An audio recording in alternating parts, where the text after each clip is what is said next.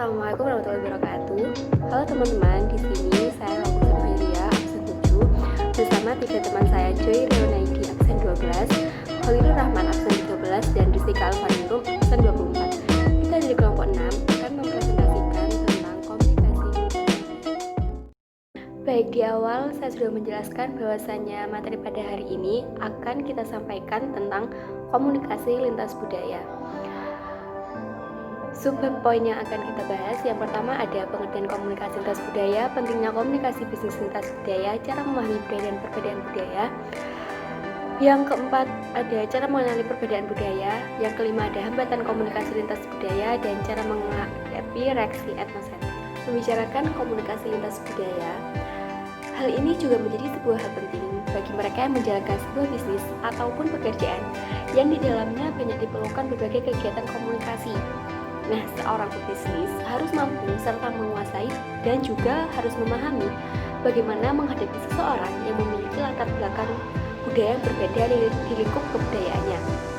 Nah, jika kita membicarakan tentang komunikasi lintas budaya, sebenarnya apa sih arti dari komunikasi lintas budaya itu? Nah, seringkali komunikasi lintas budaya itu merujuk pada komunikasi antar budaya. Nah, bentuk komunikasi yang bertujuan untuk saling memberikan informasi di berbagai budaya kelompok sosial.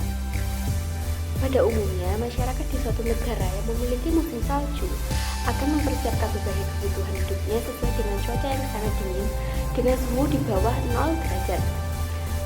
Pada saat musim salju tiba, mereka memerlukan berbagai macam produk yang sesuai dengan musimnya. Misalnya produk jaket, sweater, alat penghangat ruangan, sepatu untuk salju, sarung tangan untuk salju, dan sebagainya.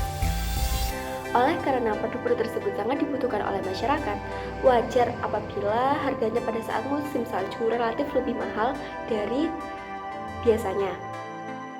Selanjutnya, pentingnya komunikasi bisnis lintas budaya.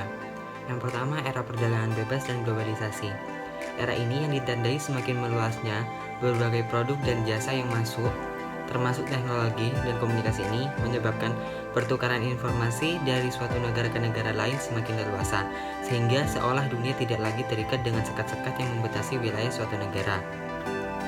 Poin yang kedua adalah terjadinya harmonisasi bisnis, di mana diperlukan suatu pemahaman bersama antara dua orang atau lebih dalam melakukan lintas budaya, baik melalui tulisan, termasuk komunikasi lewat internet maupun lisan bertatap muka langsung. Berikutnya, pola kerjasama maupun kesepakatan ekonomi di berbagai kawasan. Saat ini akan menjadikan komunikasi bisnis lintas budaya sangat penting. Beberapa pola kerjasama ekonomi di berbagai kawasan dunia, seperti kawasan ASEAN, AFTA, ASEAN Free Trade Area, kawasan Asia Pasifik, APEC, kawasan Amerika Utara, NAFTA, North American Free Trade Area, kawasan Kanada, CFTA, Canada Free Trade Area, kawasan Eropa Tengah, CEFTA, Central European Free Trade Agreement, kawasan Eropa, EFTA, Europe Free Trade Area, dan kawasan Amerika Latin, LAFTA, Latin America Free Trade Association. Berikutnya, operasi global. Operasi global yang akan meningkatkan kebutuhan untuk berkomunikasi dengan budaya asing, baik dari negara sendiri maupun negara asing, di mana operasi global ini tidak mementingkan suatu sekat-sekat negara atau batas-batas wilayah. Jadi operasi global ini sangat mendunia dan mengglobalisasi antara negara-negara, pelanggan, pemasok, investor, dan pesaing dari berbagai negara asing. Berikutnya, memahami budaya dan perbedaan budaya. Menurut Dewi 2006 dalam Bruftil 2003-68, budaya adalah simbol keyakinan, sikap, nilai, harapan, dan norma tingkah laku yang dimiliki bersama. Budaya juga diartikan sebagai konvensi-konvensi kebiasaan, sikap, dan perilaku sekelompok orang. Menurut Dewi 2006 dalam Heart 2004-125. Poin A yaitu mengenali perbedaan budaya. Yang pertama, nilai-nilai moral.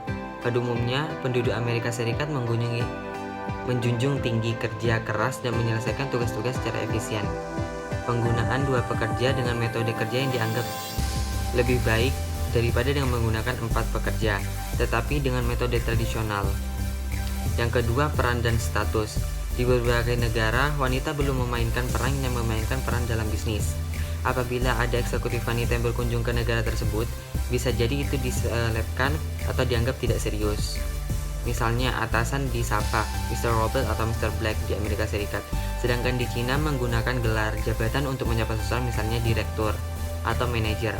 Yang ketiga, adat pembuatan keputusan, di mana di Amerika Serikat dan Kanada, pelaku bisnis berusaha mencapai keputusan secara secepat dan secara seefisien mungkin. Manajer puncak cukup memikirkan hal pokok saja, di mana tanpa mengabaikan rincian yang dianggap sikap menghindar dan tidak dapat dipercaya. Di Pakistan, mengambil keputusan cukup dilakukan secara eksekutif tinggi. Di Cina dan Jepang, pengambilan keputusan dilakukan secara konsensus melalui proses yang rumit dan waktu yang panjang. Persetujuan harus lengkap dan tidak ada aturan mayoritas. Lalu poin yang keempat, konsep mengenai waktu, di mana perbedaan konsep mengenai waktu dapat menimbulkan salah pengertian bagi eksekutif Amerika Serikat dan Jerman. Bagi eksekutif Asia, membangun fondasi hubungan bisnis jauh lebih penting daripada menepati batas waktu atau jadwal yang ketat. Konsep ruang pribadi. Ruang memiliki arti yang berbeda dari budaya yang berbeda. Orang Kanada dan Amerika Serikat biasanya berdiri terpisah sekitar 5 kaki ketika berbicara mengenai bisnis. Jarak tersebut terlalu dekat bagi orang Jerman dan orang Jepang. Akan tetapi, orang Arab dan Amerika Latin, jarak tersebut tidak nyaman karena terlalu jauh. Akan terjadi dansa budaya bila orang Arab dan Jerman berbicara bisnis. Yang keenam, yaitu konteks budaya. Konteks budaya merupakan petunjuk fisik dan pemahaman implisit yang menyertai makna di antara mereka yang berkomunikasi, menurut Dewi 2006 dalam Quibble 1996-409. Mengenai konteks budaya itu dibagi menjadi 2 tingkat. Yang pertama, konteks budaya tinggi, high context culture. Yang kedua, konteks budaya rendah, low context culture. Yang pertama, konteks budaya tinggi, misalnya Korea dan Taiwan, cenderung lebih memperhatikan petunjuk-petunjuk yang bersifat nonverbal, ekspresi muka, bahasa tubuh.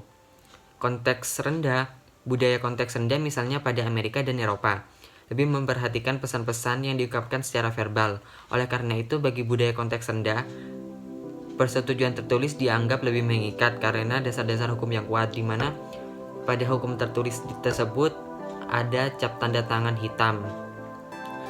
Poin yang ketujuh, bahasa tubuh. Bahasa tubuh bisa dipergunakan untuk membantu menjelaskan pesan yang membingungkan. Namun, bahasa tubuh juga bisa menjadi penyebab adanya salah pengertian antar budaya.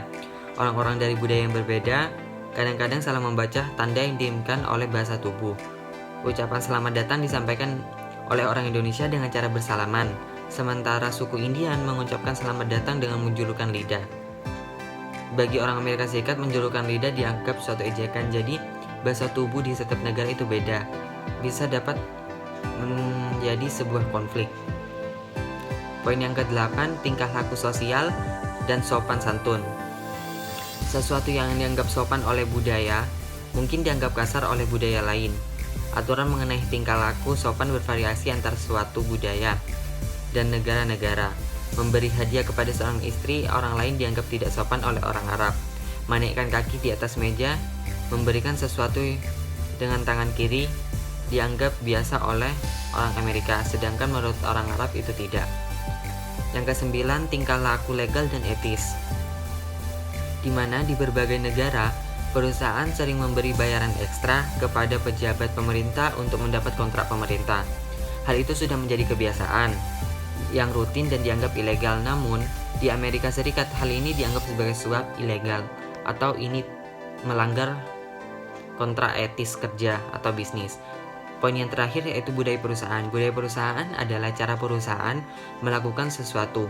Budaya membentuk perasaan orang mengenai perusahaan dan pekerjaan yang dilakukan, cara menginterpretasikan dan mengartikan tindakan yang dilakukan oleh orang lain, harapan yang menyangkut perubahan dalam bisnis, dan bagaimana cara pandang terhadap perubahan tersebut. Lebih dari separuh kemitraan gagal karena adanya benturan budaya dari perusahaan. Selanjutnya, saya akan menjelaskan poin B, yaitu menghadapi hambatan bahasa. Bahasa tidak diterjemahkan dari satu bahasa ke bahasa lain atas dasar kata-kata. Bahasa bersifat idiomatik, yang artinya disusun dengan ungkapan dan pengelompokan kata yang dapat bertentangan dengan pola umum dari kerangka bahasa itu, dan dapat memiliki arti yang jauh berbeda dari komponen individual apabila diterjemahkan secara harfiah.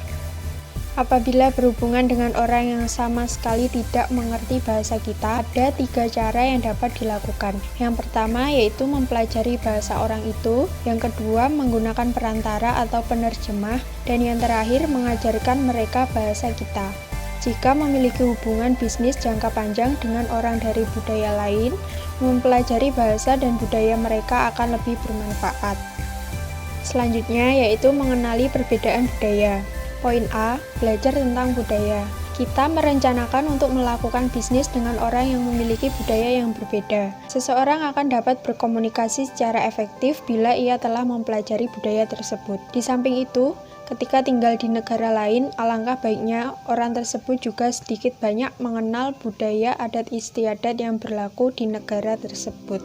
Beberapa contoh komunikasi lintas budaya ketika melakukan perjalanan ke suatu negara. Yang pertama di Spanyol, orang berjabat tangan antara 5-7 ayunan. Melepas jabat tangan segera dapat diartikan sebagai suatu bentuk penolakan. Di Prancis, orang berjabat tangan cukup dengan hanya sekali ayunan. Yang kedua, jangan memberi hadiah minuman beralkohol di negara-negara Arab. Yang ketiga, di Pakistan atau negara yang berpenduduk mayoritas Muslim, tengah-tengah suatu pertemuan bisnis, mereka meminta izin untuk menunaikan ibadah sholat karena setiap Muslim wajib sholat 5 waktu.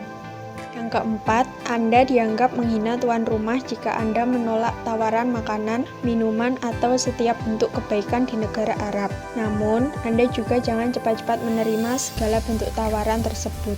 Jika ingin menolak suatu tawaran, tolaklah dengan cara yang sopan.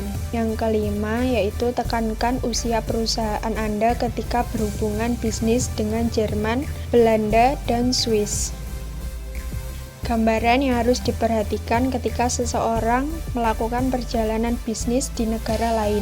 Poin A, yaitu masyarakat. Bagaimana reaksi terhadap orang asing, bersahabat atau berwaspada. Yang kedua, apa kata-kata atau gerak isyarat atau gestur untuk menyambut seseorang. Yang ketiga, bagaimana caranya ketika seseorang yang akan masuk atau keluar rumah, membungkuk, mengangguk, atau berjabat tangan. Poin B, yaitu konsep waktu. Bagaimana mengekspresikan waktu, bagaimana jam kerja yang dapat diterima secara umum, dan bagaimana pelaku bisnis memandang janji yang terjadwal.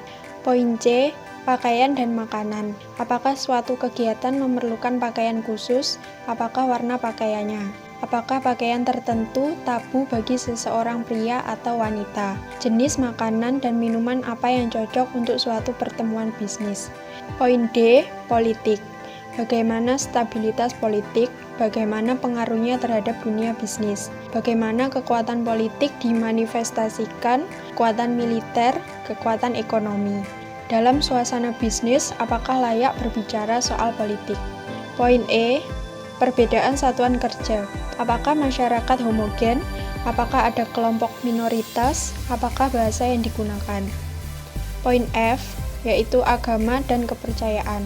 Bagaimana keyakinan agamanya mampu mempengaruhi kegiatan sehari-hari? Apakah ada toleransi dengan kelompok minoritas? Apakah ada larangan agama untuk makan atau minum sesuatu pada waktu tertentu? Poin G, yaitu lembaga ekonomi dan bisnis.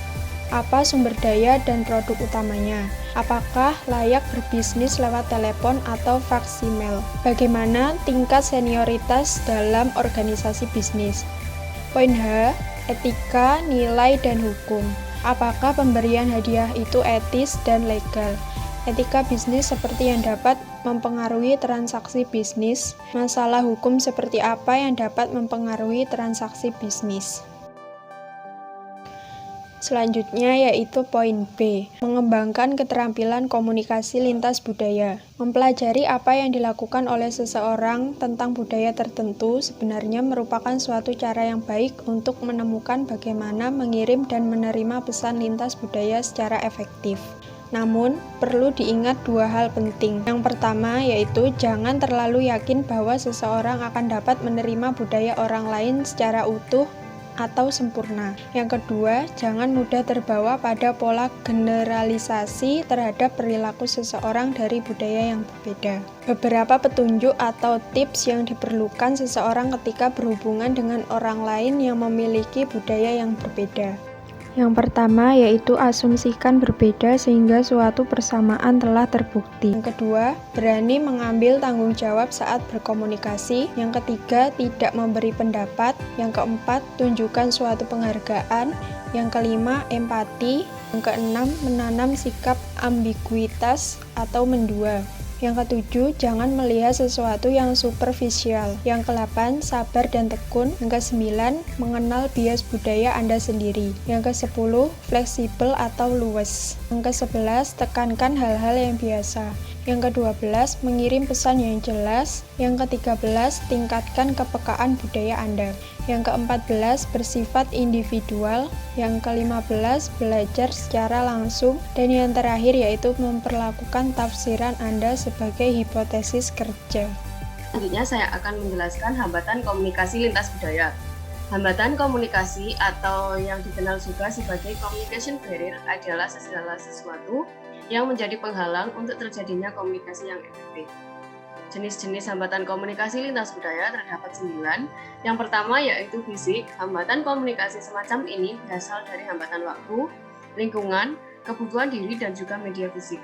Kedua yaitu budaya. Hambatan ini berasal dari etnik yang berbeda, agama, dan juga perbedaan sosial yang ada antara budaya yang satu dengan yang lainnya. 3 yaitu persepsi. Jenis hambatan ini muncul dikarenakan setiap orang memiliki persepsi yang berbeda-beda mengenai suatu hal, sehingga untuk mengartikan sesuatu, setiap budaya pun juga akan mempunyai pemikiran yang berbeda-beda.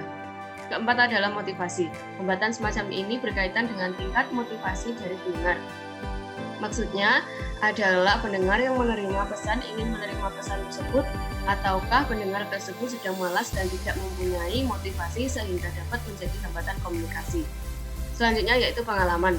Experiential adalah jenis hambatan yang terjadi karena setiap individu tidak memiliki pengalaman hidup yang sama, sehingga setiap individu mempunyai persepsi dan juga konsep yang berbeda-beda dalam melihat sesuatu.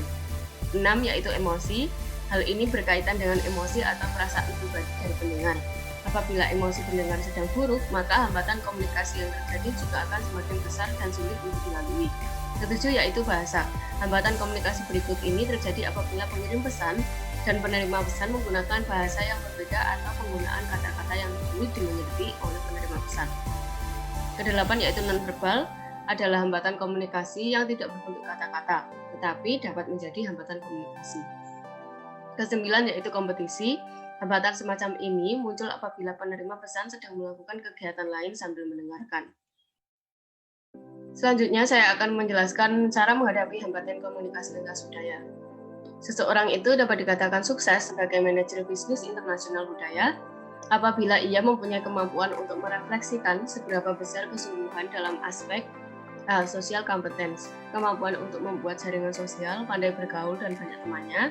B adalah openness to other ways of thinking, keterbukaan untuk menerima pikiran yang berbeda dari dirinya.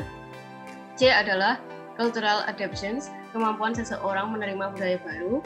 D adalah professional excellence, mempunyai kemampuan yang handal dalam bidang tertentu. E adalah language skill, kemampuan mempelajari bahasa asing dengan tepat. F adalah flexibility, kemampuan dalam penyesuaian diri sesuai dengan tuntutan keadaan. G adalah ability to work in team, kemampuan dalam mengelola dan bekerja sama dalam satu tim. H adalah self-reliance or independence, percaya diri dan mandiri. I adalah mobility, lincah dan wawasannya luas. J adalah ability to deal with stress, mempunyai kemampuan untuk menghadapi stres. K adalah adaptability of the family, keluarganya pandai menyesuaikan diri dengan lingkungan baru. L adalah patience, ulet dan sabar. M adalah sensitivity, peka terhadap sesuatu yang baru. Selanjutnya yaitu menghadapi reaksi etnosentris. Etnosentrisme adalah kecenderungan untuk menilai semua kelompok lain menurut standar tingkah laku dan tradisi kelompok sendiri, serta memandang kelompok lain lebih rendah. Adapun cara-cara menghadapinya yaitu menerapkan asas kesamaan. Tidak ada budaya inferior dan juga tidak ada budaya superior. Selain itu, tidak ada budaya yang salah dan juga tidak ada budaya yang paling benar. Pelaku komunikasi harus menghargai budaya dari pihak lain dan menerapkan budaya sendiri untuk kelompok sendiri. B adalah menerapkan kaidah emas. Kaidah emas adalah memperlakukan orang lain sebagaimana kita ingin diperlakukan. Cara itu relatif mudah dilakukan karena tidak perlu dilakukan pemahaman terhadap nilai-nilai yang dianut orang lain. C adalah menerapkan kaidah timah. Kaidah timah adalah memperlakukan orang lain sebagaimana mereka memperlakukan diri mereka sendiri. Cara itu relatif lebih sulit dari kaidah emas karena harus memahami nilai-nilai yang dianut oleh orang lain. Terakhir yaitu kesimpulan. Aktivitas komunikasi yang akan selalu dilakukan oleh manusia. Dalam proses komunikasi, manusia akan selalu memiliki keinginan agar komunikasi yang dilakukan mampu berjalan efektif dan tidak terjadi berbagai masalah atau kesalahpahaman yang menimbulkan sebuah konflik. Pada dasarnya, komunikasi akan bergantung pada efektivitas komunikasi dan sejauh mana partisipan komunikasi mampu memahami dan menerima informasi yang disampaikan saat berkomunikasi dengan komunikator. Latar belakang budaya partisipan menjadi sebuah tantangan tersendiri untuk memberi tingkat keefektifan komunikasi tersebut dilakukan. Perbedaan budaya menjadikan sebuah hambatan sekaligus tantangan bagi kita untuk mencoba mampu tetap bertahan dalam keadaan yang memiliki berbagai macam ketidaksesuaian dari diri kita dan diri orang lain, di mana tidak ada batasan antar budaya dan komunikasi. Alasannya adalah karena kita sebenarnya mampu mempelajari mendalami budaya yang berbeda melalui komunikasi, dan pada saat yang sama komunikasi merupakan refleksi atau cerminan latar budaya mereka, latar budaya kita juga. Baik, terima kasih. Sekian dari presentasi kelompok kita. Kurang lebihnya mohon maaf. Wassalamualaikum warahmatullahi wabarakatuh.